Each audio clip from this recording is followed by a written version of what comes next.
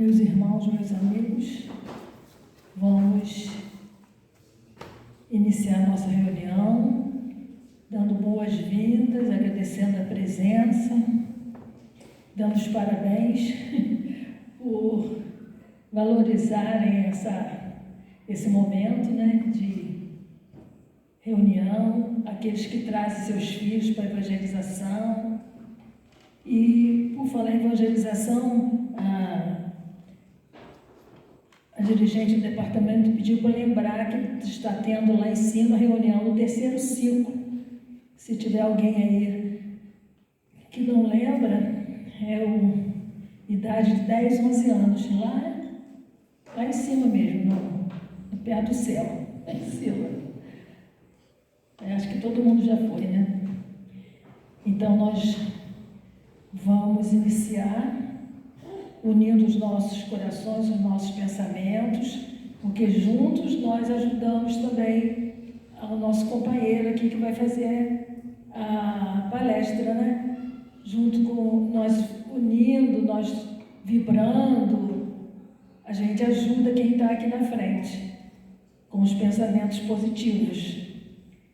Então, nós, para prepararmos melhor o nosso ambiente, nós temos a leitura inicial que a nossa irmã Isaura vai fazer.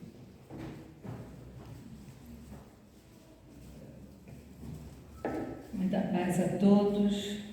Do livro Sinal Verde, de Francisco Cândido Xavier, ditado pelo Espírito André Luiz, a lição 11. Comércio e intercâmbio. O comércio é também uma escola de fraternidade. Realmente carecemos da atenção do vendedor, mas o vendedor espera de nós a mesma atitude. Diante de balconistas fatigados ou irritadiços, reflitamos nas provações que indubitavelmente os constrange nas retaguardas da família ou do lar, sem negar-lhes consideração e carinho.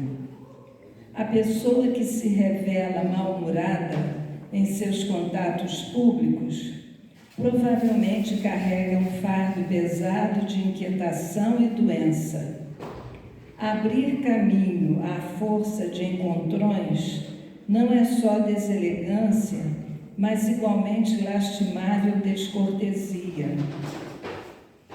Dar passagem aos outros em primeiro lugar, seja no elevador ou no coletivo, é uma forma de expressar entendimento e bondade humana. Aprender a pedir um favor aos que trabalham em repartições, armazéns, lojas ou bares é obrigação.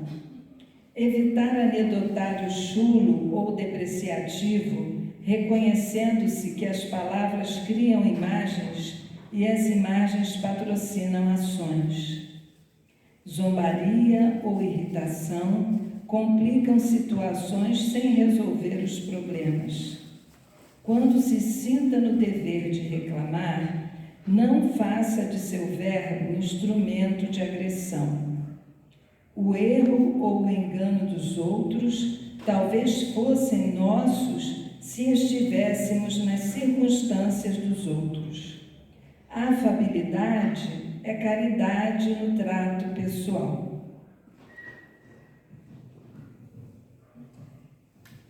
Elevemos então os nossos pensamentos a Deus, o nosso Pai, a Jesus, o nosso Mestre, buscando as energias necessárias para que juntos possamos fabricar as bênçãos que atinjam todos os corações necessitados, encarnados e desencarnados, pessoas que nós sabemos que estão precisando muito das nossas orações, que possam, neste instante, receberem as vibrações da nossa prece. Que Jesus, o nosso Mestre, nosso guia, esteja sempre conosco, nos sustentando, nos alimentando nos envolvendo neste instante na santa paz.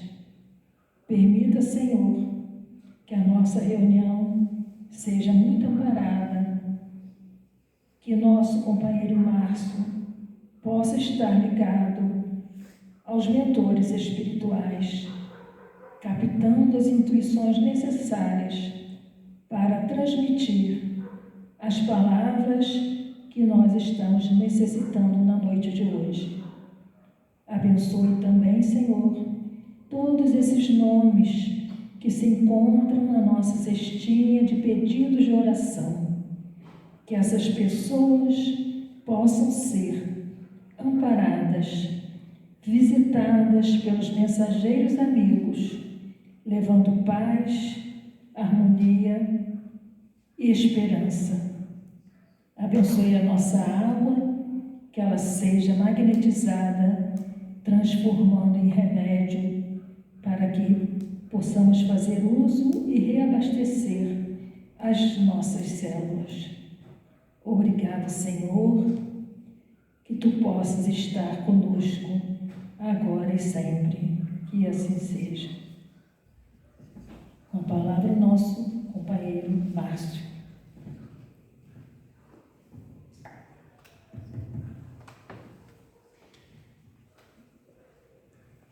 Boa noite a todos.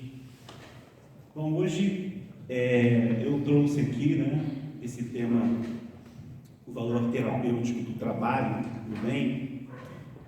Hoje até não seria esse o tema, se vocês de repente tiveram acesso à escala que fica lá embaixo, eu tive que substituir nosso querido Alexandre, que está se recuperando de um probleminha de saúde, que bom, está bem. Tive que substituí-lo, essa responsabilidade de substituí-lo, mas não por coincidência, a gente sabe que o acaso não existe. Eu comecei a procurar algum tema que eu faço palestras às vezes nos sábados também, para não coincidir com os temas que eu normalmente trago na quarta-feira.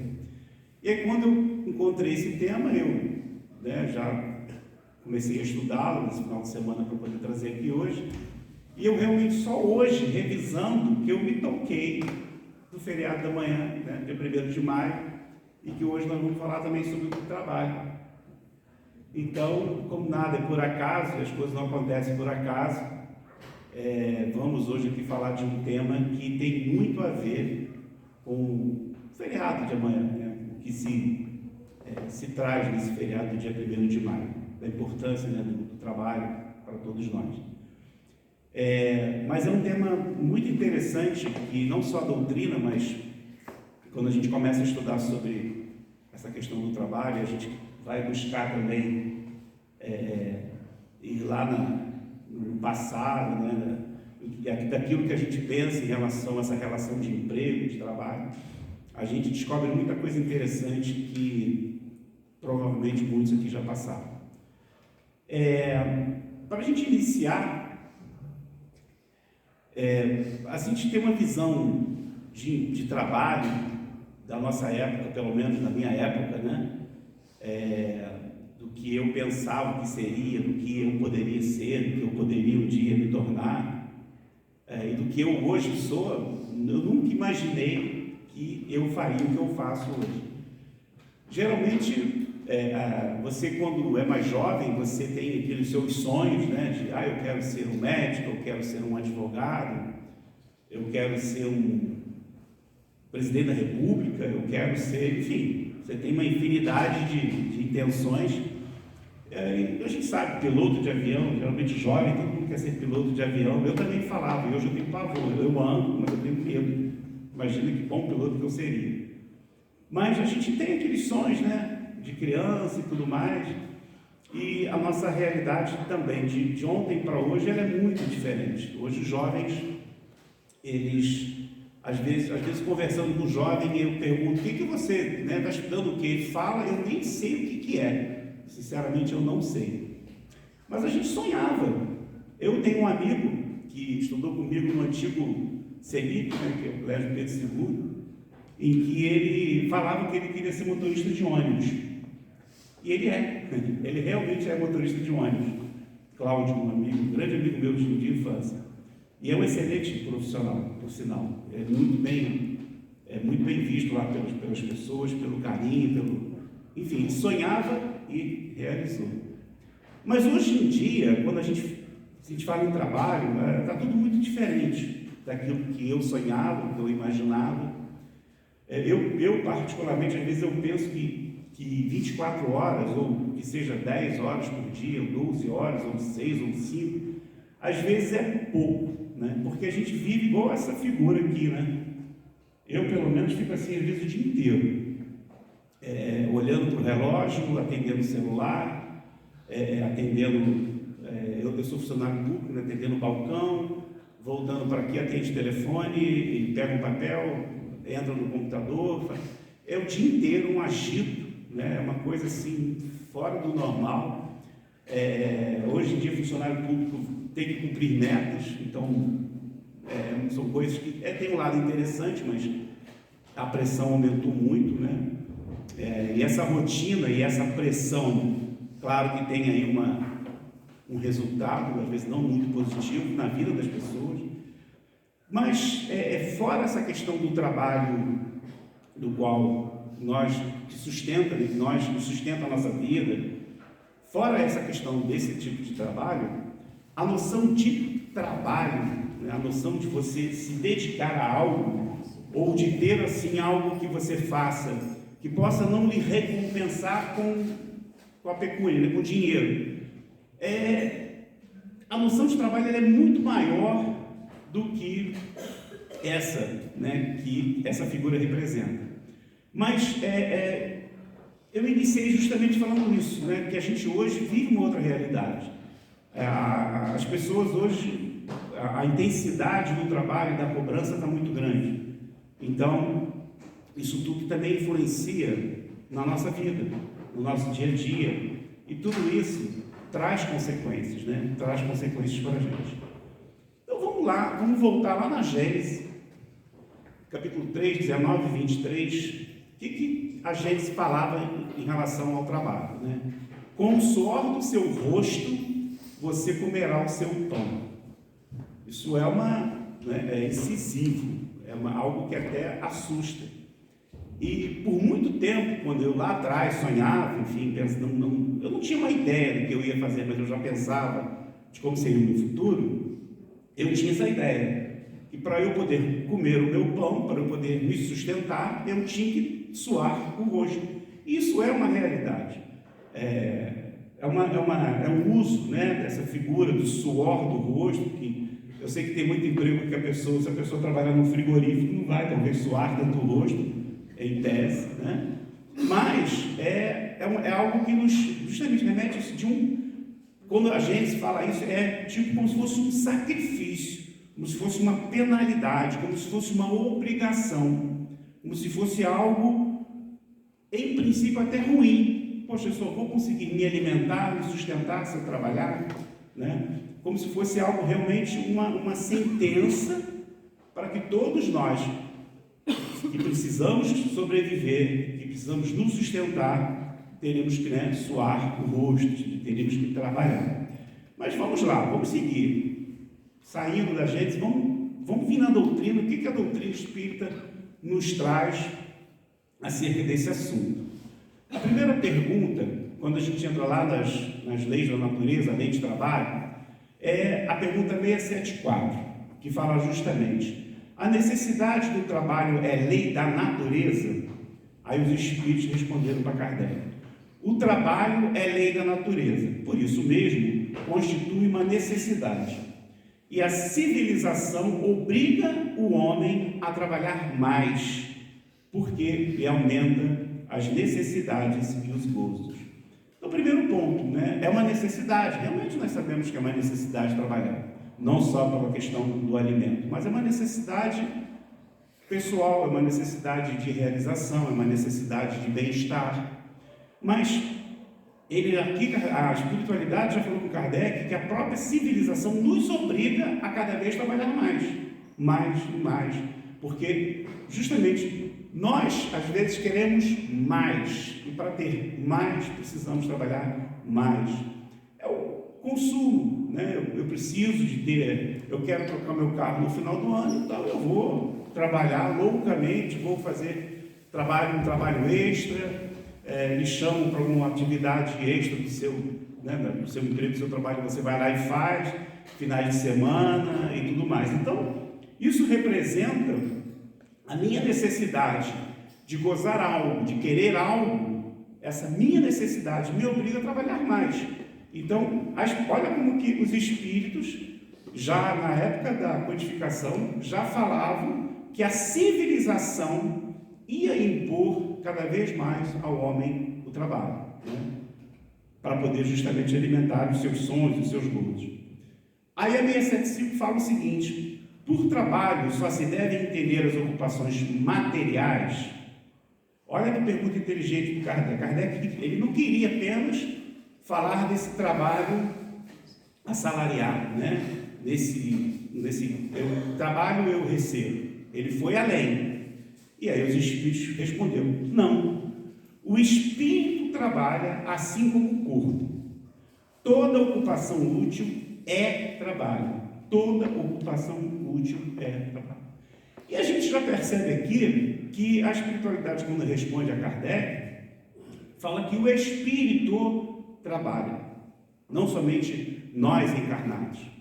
Eu vou falar mais na frente sobre isso, porque a gente, eu particularmente que venho de uma educação católica, tinha aquela noção, né, você vai morrer, e aí não é nenhuma crítica, né, apenas algo que realmente me chama a atenção em relação ao que os espíritos nos responderam aqui, aquela noção de que quando você morre, de que você vai para um lugar onde que você vai sentar numa nuvem, vai tocar arpinha, vai tocar harpa, aquela vida, né, de prazeres, do céu, né? A palavra céu já deixava todo mundo, quando eu morrer eu vou para o céu, né?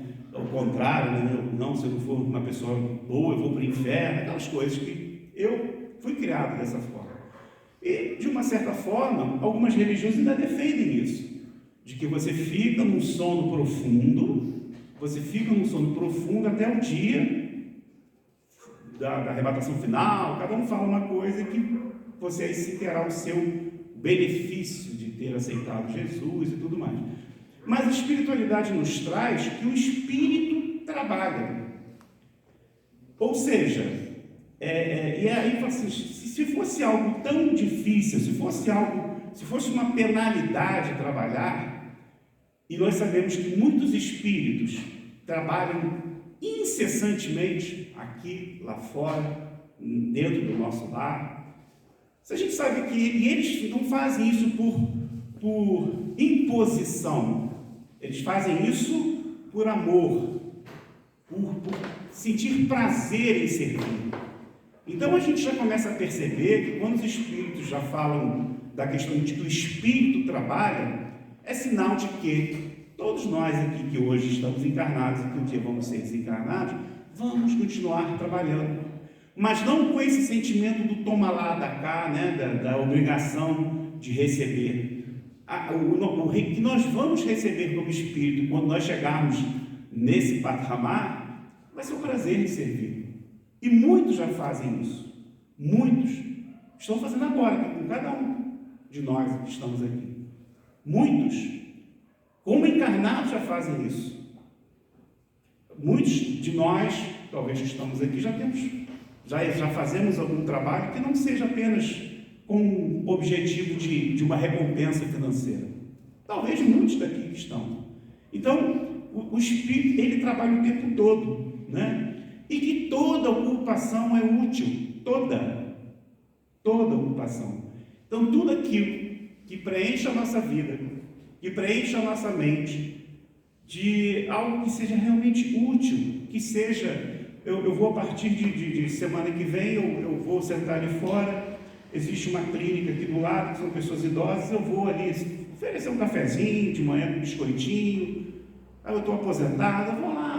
Gente, isso é uma ocupação útil. Tudo aquilo que nós fazemos na casa religiosa, lá fora, que não tem esse caráter de retribuição financeira é útil. Então, todo trabalho é útil, como também, né, o trabalho desses espíritos também é útil. Aí a questão 676 do Livro dos Espíritos, a resposta, né, diz que sem o trabalho, o homem permaneceria sempre na infância quanto à inteligência. Isso também é uma verdade. Se a gente aqui, cada um pensar no que nós éramos, no que nós somos hoje, de acordo com cada atividade, a gente percebe realmente como que nós mudamos quando começamos a trabalhar. Eu comecei a trabalhar com 15 anos de idade, né? Eu tenho meu amigo lá em cima que sabe que eu não estou mentindo, né? Que é o Rogério, que nós trabalhamos juntos na mesma empresa. E eu me lembro que a primeira vez, com 15 anos, que eu recebi um talão de cheque, a minha mão tremia. Porque eu falei, eu não sei preencher isso, como é que eu vou preencher um talão de cheque, né? E eu, tremendo de medo, e aí meu pai falou assim, vou te ensinar uma vez, presta atenção. Aí ele foi, me ensinou, eu fui. E tudo que eu fazia eu tinha medo, né? Eu era, geralmente o adolescente, aí os homens vão brigar comigo, nós somos muito infantis, né, na adolescência ainda. A menina, ela parece que ela desenvolve mais rápido, ela parece, né, pelo menos para mim, passa essa impressão de que a menina de 15 anos é diferente do garoto de 15 anos. Ela é mais ativa, ela é mais esperta, né? E eu era medroso, tinha medo de talão de cheque, tinha medo de tudo. Mas com o tempo, com a obrigação de trabalho, da necessidade de trabalhar, de criar responsabilidade, e eu entrei como boy, né? Que é só levar papelzinho e tudo mais, levar papelzinho para lá, levar papelzinho para cá, mas aí fui assumindo outros compromissos dentro da empresa. Você vai crescendo, você vai mudando, aquela coisa mais infantil vai desaparecendo, e a sua inteligência vai se ampliando, e eu sempre tive muita curiosidade, então, mesmo situações que não eram do meu setor, que queriam me, olha, eu vou te explicar como é que conserta uma máquina Xerox. Eu fui lá, sentei, aprendi, passei a consertar a máquina Xerox de uma sessão ao lado, enfim, são coisas que, né, você vai aprendendo e tudo mais na vida. E realmente, a gente sai de uma infância para uma adolescência, para a fase adulta, e a gente percebe como a nossa inteligência muda, com o trabalho. Descanso e preguiça, também são dois itens que temos nesse. Alguém já fez isso daí? Quem aí que já bateu no relógio 5 horas da manhã, jogou ele no chão? O descanso, gente, é necessário, né? Eu sei que eu já fiz isso, eu particularmente fiz isso várias vezes. Só que agora não é mais esse reloginho da época, hoje em dia é o celular, né? Que desperta o celular. Mas o que tem na questão 682 também do Livro dos Espíritos? A resposta, né, que a espiritualidade deu acerca do descanso e da preguiça. O repouso serve para a reparação das forças do corpo e também é necessário para dar um pouco mais de liberdade à inteligência, a fim de que se eleve acima da matéria. Então, quando nós descansamos, olha só, hein? O espírito não para de trabalhar nunca. Quando nós descansamos, não só o nosso corpo físico necessita daquele descanso, como essa própria liberdade que nós damos para o nosso espírito enquanto dormimos, ela pode, não só pode, em várias situações, ele consegue, essa liberdade, ele atingir novos conhecimentos através do sono. A gente às vezes não lembra do que nós fizemos durante o sono. Eu não sonhei essa noite, sonhou. Provavelmente você teve até a aquisição de novos conhecimentos, que você agora não se recorda, né? Então o espírito cada vez mais ele vai se elevando além da matéria, justamente por esse conhecimento que ele busca, inclusive, né, durante o repouso, durante o nosso descanso. E a preguiça, que não é a nossa amiguinha ali. E a preguiça?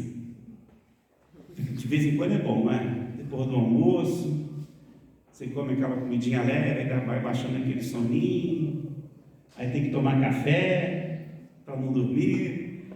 E a preguiça, gente? Eu sei que às vezes é muito bom, mas parece que tem até algumas empresas por aí afora que na hora do almoço os funcionários dormem e dizem que a produção melhora depois que eles tiram lá meia hora, 1 hora de de descanso, né?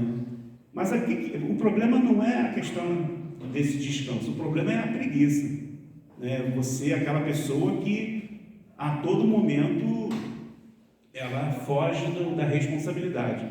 Eu trabalhei também com um amigo meu que era muito engraçado, eu vi essa figura, eu lembrei dele, porque quando estava tudo normal, perfeito, né? Ele estava ali com a gente. Se a gente falar assim, nós vamos ter que ir lá embaixo resolver alguma coisa, ele ia para o banheiro, ele ia pegar um café, ele sumia, ele desaparecia, né?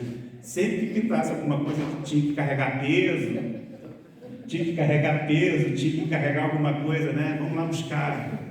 Lá na selva, né, Rogério? Aqueles manuais enormes, eu trabalhei na selva, Rogério, uns manuais enormes lá de motores, que tinha que pegar aquilo, botar num carrinho, igual carrinho de supermercado, e ele desaparecia, ele sumia. Cadê? Ele evaporava. E assim, é engraçado, mas a gente tem que tomar muito cuidado com a questão da preguiça, né? E na questão, nesse livro, o Livro da Esperança, no capítulo 59, ele faz o seguinte, né? O livro está ali, dá para ver aqui, o nosso querido Chico, através de Emmanuel. Quem persevera na preguiça, não somente deserta do serviço que lhe compete fazer, mas abre também as portas da própria alma à sombra da obsessão em que fatalmente se arruinará. Então, tendências todos nós temos. Eu tenho muitas que eu procuro trabalhar na minha vida cotidiana. A preguiça pode ser uma delas. Em qualquer pessoa. O que a gente tem que tomar cuidado é observar se eu não estou sendo realmente preguiçoso demais. Porque a ociosidade, a preguiça, é uma porta aberta para um processo obsessivo. Não é? Sua cabeça não pensa em mais nada. Né? Tem pessoas que você chama, às vezes, para uma atividade, não posso porque eu tenho... A pessoa sempre está fugindo de um compromisso, de uma atividade que for, ela não quer estudar, ela não quer trabalhar, ela não quer ter responsabilidade lá no meio social que ela vive, na rua, numa associação de moradores, ela não quer nada. Só quer ficar lá vendo televisão, dormindo. Cuidado, gente, muito cuidado com a preguiça, porque realmente é uma porta aberta que nós estamos dando para que espíritos, que outros irmãos cheguem e comecem a influenciar a nossa cabeça, né, de uma forma que pode ser, começa de uma forma muito simples, mas que depois pode se tornar algo fuja ao nosso controle. Então, uma preguicinha depois do almoço, tirar um cochilinho, gente, é muito bom. Só não vamos fazer disso uma rotina, né? Nada pode virar uma rotina, né, relacionada a isso. E aí eu comecei por causa daquela primeira figura que eu coloquei do trabalho, né, da loucura que da correria que a impressão que eu tenho, no meu atual emprego, eu já vou fazer 30 anos que eu estou lá. E a minha rotina há 30 anos atrás era, eu chegava lá, eu volto de 9, 10 horas da manhã, saía às 6 horas da tarde, e eu parece que não sentia, né? Deu 11, deu meio-dia, deu 1 hora, hoje em dia eu não sinto mais. O horário é o mesmo, e às vezes dá 6 horas, eu falo assim, gente, mas parece que eu cheguei aqui em 10 minutos. Por causa daquela figurinha lá, o nosso dia está tão corrido no trabalho, e não é só essa reclamação, eu vejo vários colegas que trabalham em áreas completamente diferentes da minha. É tão corrida a nossa vida, é tão automático, que essa questão da produção, eu tenho amigos que são bancários, que falam assim, eu tenho que cumprir meta todo mês, chega dia 25, eu não cumpri, eu entro em desespero, porque se eu não cumprir, eu corro o risco de demissão. Então, por conta de toda essa pressão que a própria sociedade, e às vezes nós que criamos por causa do consumismo, do ter, né? Essa pressão que nós estamos jogando, como é que está a nossa vida? Como é que nós estamos lá fora, no nosso dia a dia, no nosso trabalho? O trabalho que eu vi uma pesquisa também que praticamente 95% das pessoas não estão trabalhando naquilo que elas sonharam quando eram adolescentes, quando eram crianças. A vida lhe conduz de uma forma completamente diferente. Só que assim, às vezes, mesmo que não é aquilo que você queria, você sente um prazer, você às vezes tem uma boa remuneração, você tem bons colegas de trabalho, você vai conduzindo a sua vida e tudo mais. Mas, no geral, está tudo muito corrido, está tudo muito agitado. E aí eu puxei um dado do nosso Brasil, da questão da ansiedade no trabalho, no emprego, nas nossas atividades. E a Organização Mundial de Saúde diz que 9,3% dos brasileiros receberam um diagnóstico da doença, né, da ansiedade em 2024. Isso representa 18 milhões de brasileiros. Esses 9,3 foram os que tiveram coragem de falar que vivem essa ansiedade. Eu, particularmente, vivo, né? Eu sou muito ansioso no meu trabalho. As pessoas às vezes falam, né? Primeiro que eu não sei falar não. Me pedem 5 coisas, eu vou pegando papel daqui, papel dali, né? Telefone aqui, igual aquela figura. Então a ansiedade chega para qualquer um. E a gente tem que tomar muito cuidado, porque isso diretamente não só vai influenciar no nosso trabalho, mas principalmente na nossa vida. O trabalho, sim, é um suor que nos sustenta, mas ele não tem que se tornar algo que vai nos trazer uma doença, que vai nos trazer uma ansiedade, uma depressão e um problema até muito mais sério, né, lá pela frente. Tá, Márcio, ótimo, poxa, eu sei, eu não estou feliz no meu trabalho, eu também sou assim, eu vivo na correria, o que fazer? Algumas coisas que alguns especialistas, que não é da minha área, mas que eles falam que é interessante. Primeiro, praticar a técnica de relaxamento, até durante o trabalho. Está difícil, para, respira. Uma vez um médico virou para mim e falou assim, Márcio, quando você estiver na tua correria, no teu dia a dia, vai dar uma volta no corredor, lá no prédio que você trabalha, vai dar uma volta. Pega lá, vai dar uma volta, desce, vai nas escadas, vai no estacionamento, olha um pouquinho, vê como é que está o dia, vê como é que está a chuva, né? Dá uma olhadinha e volta. Não fica o dia inteiro só pensando na atividade. Outra coisa, né? Ele falou, larga um pouquinho isso daqui, ó. Larga o celular. Porque hoje em dia, o chefe geralmente o chefe nunca está ali, às vezes, do seu lado, mas é o dia inteiro chegando mensagem te cobrando alguma coisa. Não só comigo, digo isso com todo mundo. As pessoas se comunicam pelo celular, né? Às vezes, final de semana, você está recebendo mensagem. Então, a gente às vezes se desligar um pouquinho do trabalho, isso não representa que você é preguiçoso, mas é para você dar uma volta, para sair daquela atmosfera e tentar ver se consegue fazer técnicas de relaxamento. Vai no banheiro, vai na cozinha, vai a algum canto e fecha o olho, faz uma prece. A prece também é uma forma de você relaxar, de você se conectar. Está difícil? Tenta fazer uma prece, né? Não fica nessa atividade o tempo todo. Procura relaxar um pouquinho para ver se você realmente consegue sair daquela atmosfera. Mantenha um estilo de vida saudável. Eu, particularmente, estou precisando muito olhar essa indicação. Porque a gente só quer trabalhar para ter, e a gente esquece de ter um tempo para fazer uma atividade saudável, de fazer uma atividade física, de ler um livro. Nunca tem tempo, porque vive envolvido em situações que tudo são relacionadas ao trabalho. Estabelecer limites e organizar-se. Como eu falei, eu tenho uma certa dificuldade de falar não. Então, tudo que me pedem eu acabo fazendo. Mas tem uma hora que você tem que estabelecer limites. A gente tem que também aprender a falar não. Pode ser até falar um não sorrindo, né? Mas tem que criar limites para o nosso próprio bem. Eu sei que, Márcio, mas isso implica numa possível má avaliação do meu patrão, do meu chefe. Eu sei, gente, mas até que ponto que a gente vai ficar falando sim, né? Sim, e a gente ficando doente.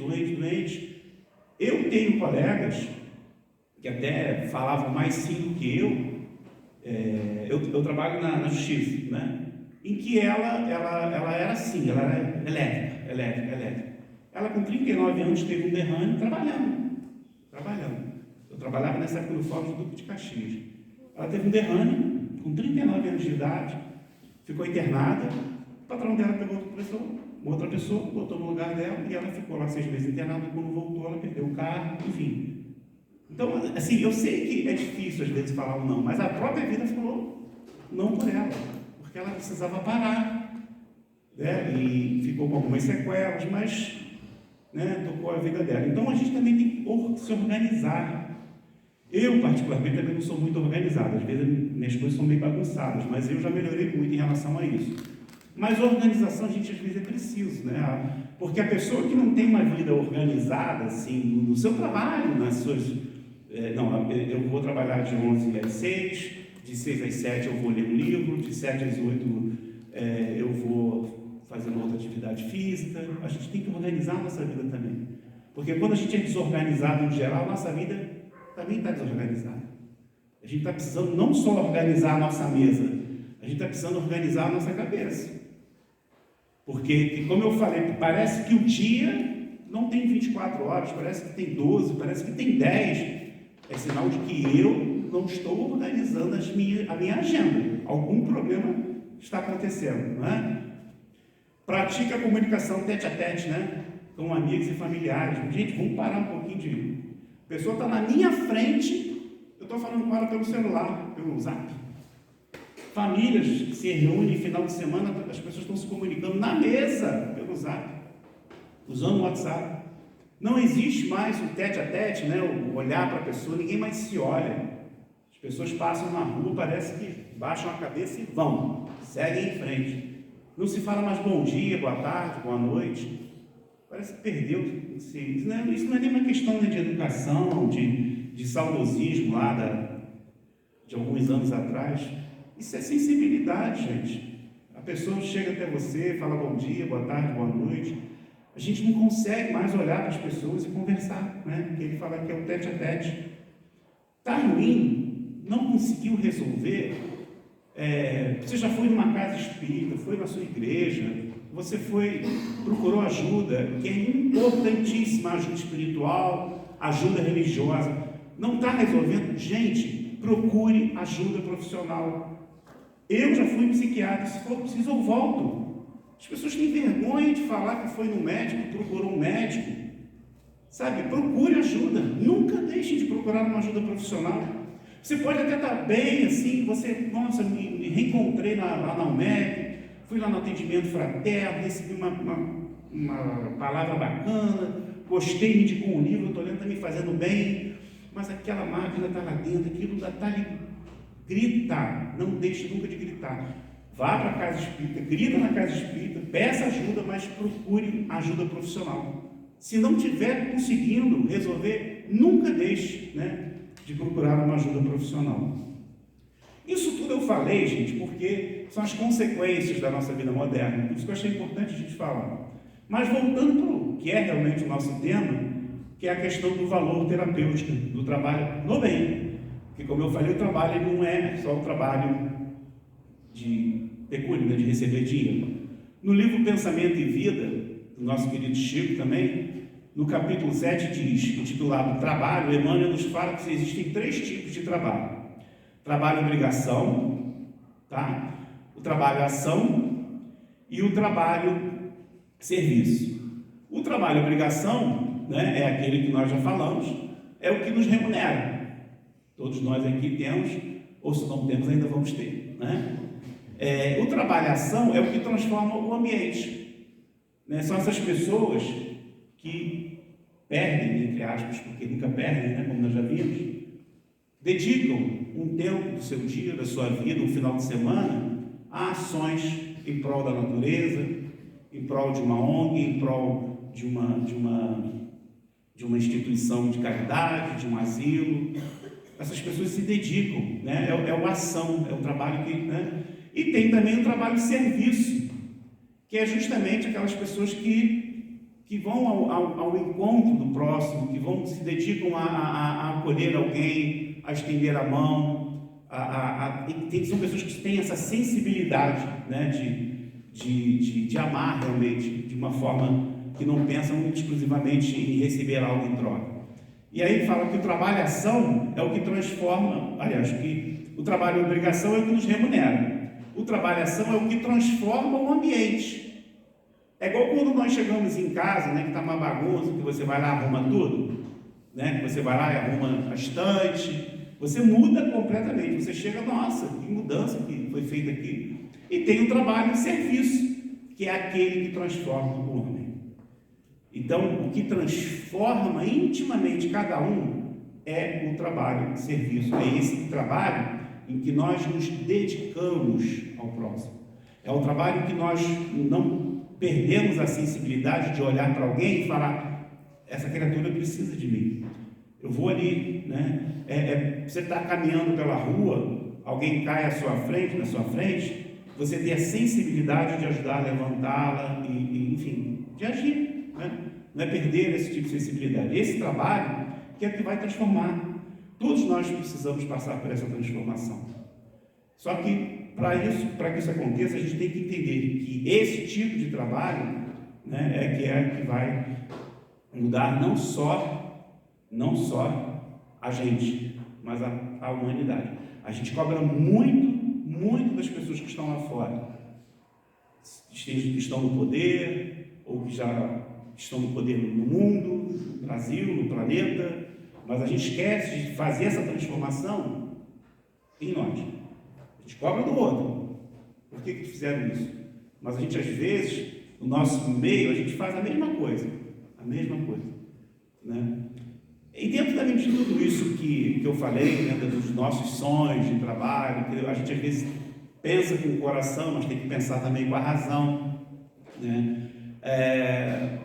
Normalmente a gente não consegue, durante a nossa vida, acho que a grande maioria, ter conseguido escolher aquilo que gostaria de fazer. A razão, né, foi mais importante na sua escolha, por uma série de motivos.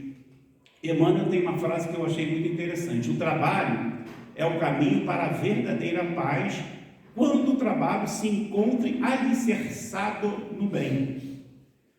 Então, por que eu acho muito importante isso no Emmanuel? A gente às vezes escolhe pela razão e não pelo coração. Não fazemos aquilo que queríamos, mas estamos fazendo algo que nos sustenta. Mas não importa, se você está, como eu falei, hoje eu estou numa repartição pública, que eu faça bem aquilo que eu estou. Se você hoje trabalha no comércio, se você trabalha no hospital, se você, não importa o que você faça, como eu citei do meu amigo, né, que é motorista e é uma pessoa extremamente querida, porque, claro que ele juntou tudo, né? Ele queria ser motorista, e ele é motorista, ele juntou ali, fez com o coração, e ele trabalha alicerçado no bem. Ele faz aquilo muito bem. Como é ruim quando você procura um banco, uma repartição pública, e a pessoa já olha para você de cara feia. Há pouco tempo eu fui viajar, e quando eu fui passar por uma determinada pessoa, né, eu entreguei um documento e ela tinha que ir lá carimbar aquele documento e fiscalizar, ela me olhou com uma cara tão feia, mas tão feia, que eu não sabia se eu agradecia ou se eu pedi desculpa por incomodar. E eu sou funcionário público, gente. Eu estou falando isso porque é complicado. Você não sabe se você pede desculpa para a pessoa. Mas como é bom quando você, uma pessoa que trabalha alicerçada no bem. Porque quando você vai procurar um órgão desse, ou até mesmo quando você vai a algum lugar, aquela tensão que está dentro de você, né? Aquela dor de estômago, porque você tem que resolver um problema, que você chega, a pessoa não precisa fazer tudo o que você está querendo. Pode falar um não sorrindo, mas já lhe recebe bem, sorrindo, com educação. Gente, já tira metade do peso que você está sentindo quando você é bem recebido. Isso é trabalhar, como Emmanuel diz, alicerçado no bem. No livro de Leon Denis, Depois da Morte, ele fala: quando o homem está ocupado com sua tarefa, as paixões aquietam-se. As paixões que nos tiram de fora de equilíbrio, né? Geralmente a paixão te tira do sério, aquela coisa que você faz de uma forma muito intensa, né? Eu sou o que sou, eu respondo de imediato, eu não levo desaforo para casa. Essas paixões, né? Essas coisas que tiram da gente. É a síndrome de Gabriela, né? Nasci assim, vou morrer assim, vou ser sempre assim. Essas paixões, elas nos tiram de prumo. Mas quando você ocupa sua mente, isso acaba, né, aquietando-se, como ele fala aqui. O trabalho é também grande consolador. É um preservativo salutar contra as nossas aflições e as nossas tristezas. Geralmente, quando você está trabalhando, independente se é algo que você faz, você não tem tempo de pensar, né? em tudo que está lhe afligindo. Acalma as angústias do nosso espírito e fecunda a nossa inteligência. Olha como, mais uma vez, ele fala na questão da inteligência. Eu já contei, com várias pessoas que me trouxeram os seus relatos, a gente, às vezes, na vida, você está caminhando por um trabalho. Você está trabalhando, você faz aquele, né, o ABC, D, E. Aí, daqui a pouco, eles chamam para fazer o F. Você fala, não tem nada a ver comigo. Pô, mas por que eu vou aceitar esse trabalho aqui? Não tem nada a ver com eu me formei em X, eu estudei para... Por que eu vou fazer? E você não aceita. E tem alguns que aceitam. Continua fazendo dele e faz o extra. Aí ele aprende mais alguma atividade, né? Está fecundando a inteligência. Lá na frente, você vai perceber que aquele F que tu aprendeu, aquela outra atividade que você aprendeu, vai lhe servir como um impulso na sua vida. Porque às vezes a oportunidade só surge porque um dia você aceitou uma nova atividade, um novo desafio. Nós não podemos fugir dos desafios, né? Do livro também do Valdo Vieira, De Coração para Coração, a esmola é a gota de orvalho que verte o firmamento da alma, mas o trabalho é a fonte das águas vivas que amassa o pão de todos e faz a alegria de cada um. Aqui o que ele traz, né, Maria Celeste no livro Coração para Coração, capítulo 23, claro que a gente sabe que às vezes a necessidade imediata, que a esmola, o pão, ele é necessário. Mas a partir do momento em que essa pessoa, em que você disponibiliza, né, uma possibilidade dela fazer algo, dela desenvolver uma atividade de trabalho, isso faz a criatura cada vez mais crescer. Eu penso o seguinte, a ação às vezes tem que ser imediata, você não pode pensar, você tem que agir, matar a fome, mas depois que você mata a fome, ensina essa pessoa a pescar, pega a vara, vamos lá, é assim que se pesca. Então são coisas que, olha só como a doutrina, né, nos traz para que a gente possa pensar. Vamos pensar nessa figurinha, o que representa essa figurinha? Cada um vai ter uma interpretação diferente, né? Vejam que, como a gente às vezes age pelo impulso e pelo desequilíbrio. E às vezes nós precisamos de um fator externo para poder entender que nós estávamos agindo errado, né? A paixão, o impulso, às vezes nos faz tomar uma atitude de desequilíbrio que vai nos atrapalhar. E quando a gente às vezes precisa de que aconteça algo na nossa vida para a gente perceber que quando nós caminhamos juntos, né, aquilo se resolve. Isso acontece muito na nossa vida. Por quê? Às vezes a gente está numa determinada atividade de trabalho e tudo mais, e a gente reclama, pô, mas por que aconteceu isso na minha vida? Por que eu vim parar aqui? Gente, tem um porquê. Por que eu fui demitido daquele emprego? Gente, você foi demitido daquele emprego porque vem outro melhor aí. A gente às vezes não consegue compreender que o que acontece na nossa vida, Deus não quer o pior para todos nós, não, pelo contrário. O que está acontecendo é necessário acontecer, né? E que o trabalho em conjunto precisa de equilíbrio. Quando eles conseguem, né, nessa figurinha, caminharem juntos, mesmo por um fator externo, eles perceberam o que eles precisavam fazer para se encontrar no meio, né, dessa gangorra. Ainda o Valdo Vieira fala justamente sobre isso. Devemos situar em posições distintas as próprias tarefas diante da família, da profissão, da doutrina que nós abraçamos, né, e da coletividade a que deve servir, atendendo todas as obrigações com o necessário equilíbrio. Tudo na vida necessita de equilíbrio. Não adianta a gente ficar o tempo todo dentro da casa religiosa, esquecendo dos filhos em casa, da esposa, ou a esposa ficar dentro da casa espírita, esquecendo do marido, dos filhos. Não adianta eu ficar enfurnado dentro do trabalho, esquecer da minha casa religiosa, esquecer. Tudo, a gente tem que ter equilíbrio, né? A caridade não se faz somente dentro da casa espírita, entregando uma cesta básica, entregando lá um lanchinho. A caridade se faz todo, no dia a dia do trabalho, né? Junto à família. Por isso que tudo nós precisamos de equilíbrio, né? Equilíbrio. Em nenhuma ocasião desprezar as ocupações de qualquer natureza, desde que nobres e úteis, conquanto humildes e anônimos. Claro, né? Isso é muito comum.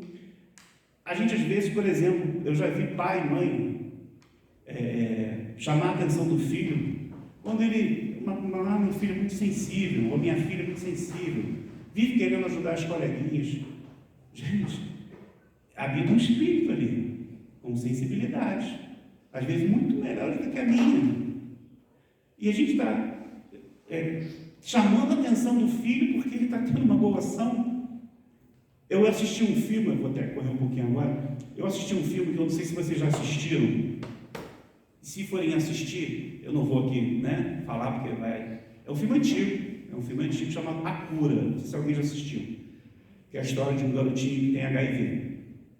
E a escola inteira, esse filme é antigo, foi na época que surgiu a doença.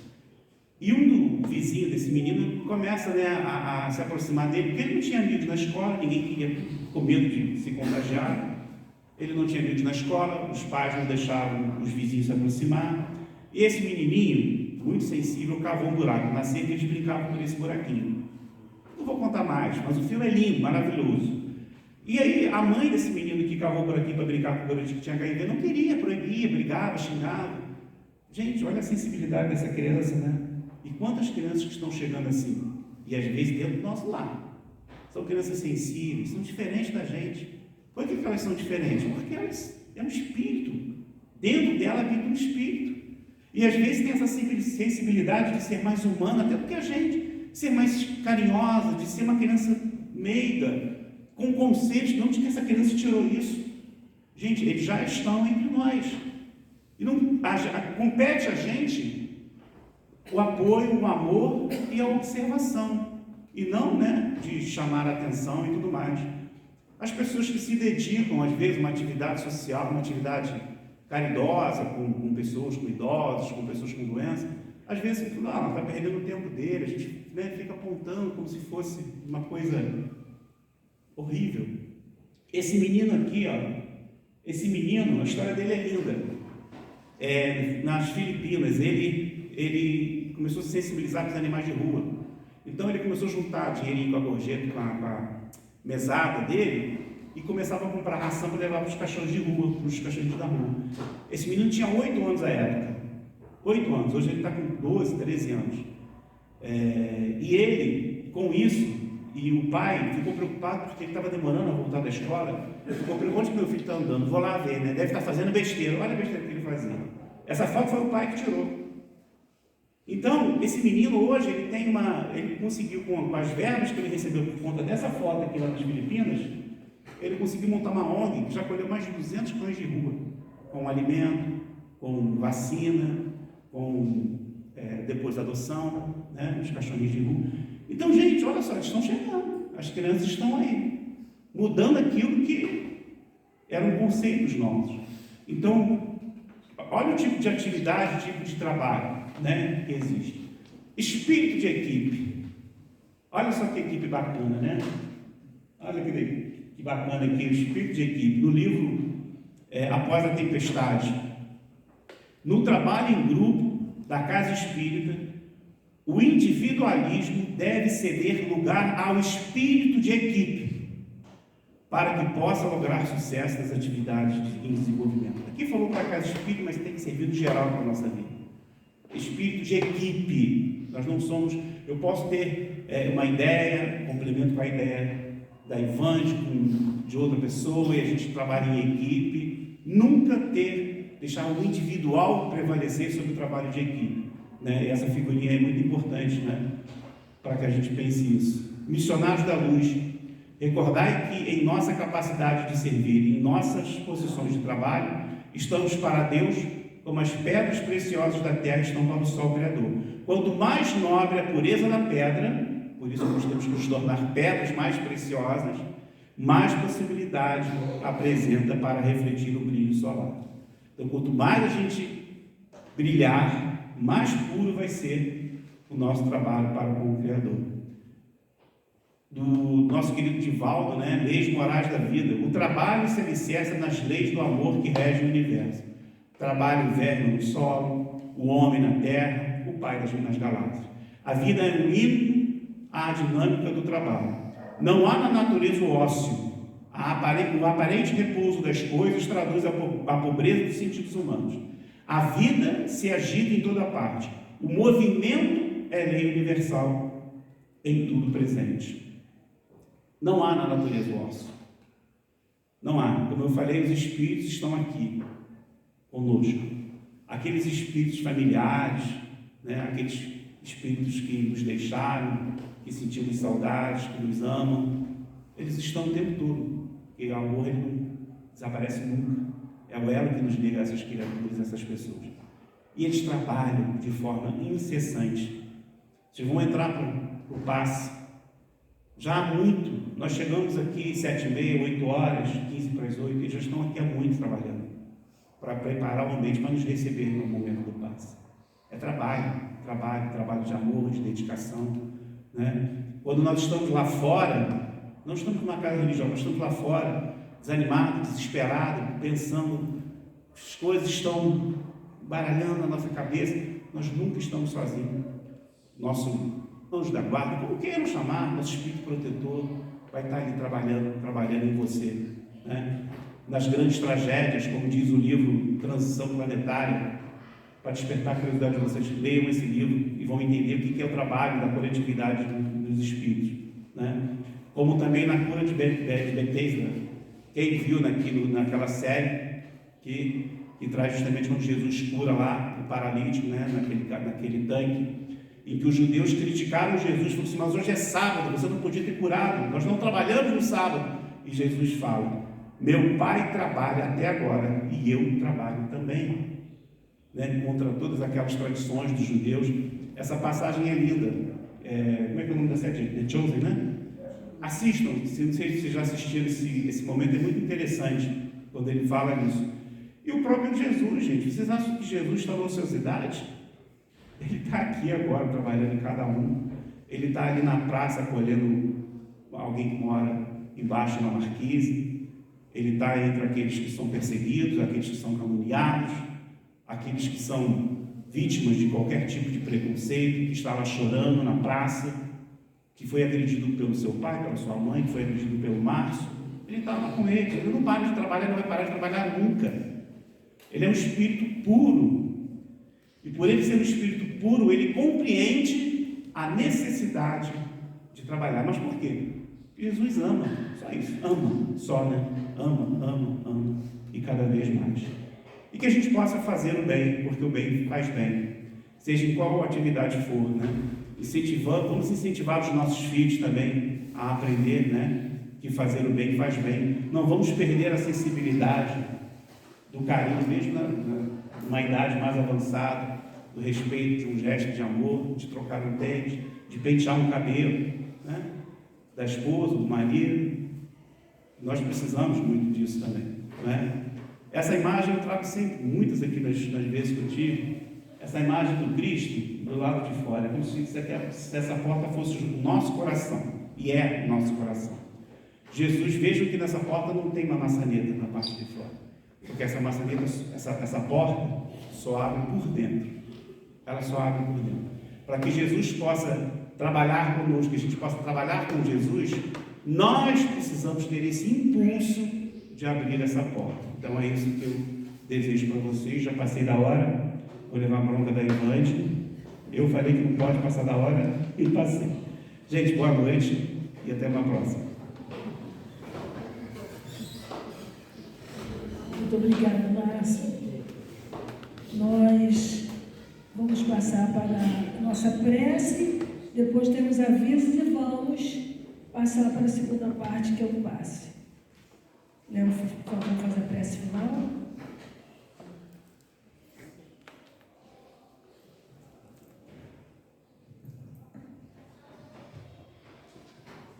Então, em nome do grupo aqui presente, queremos agradecer a espiritualidade, mais uma palestra, mais um tema nos chamando à reflexão, hoje especificamente sobre o trabalho, que possamos, cada um de nós, nos conscientizar sempre um pouco mais da importância do trabalho, que, orientado pela educação, é uma das pilastras do progresso individual e coletivo.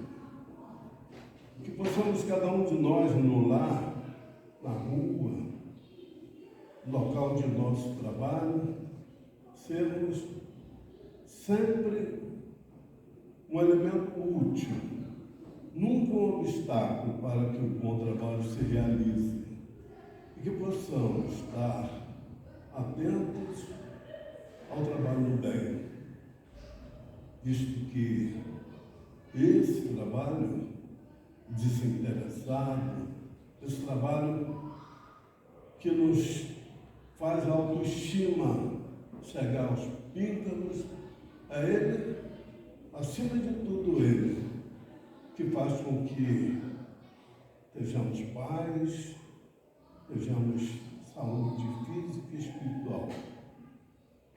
Que a paz de Deus possa nos envolver e possamos voltar para os nossos lares em paz. Que assim seja.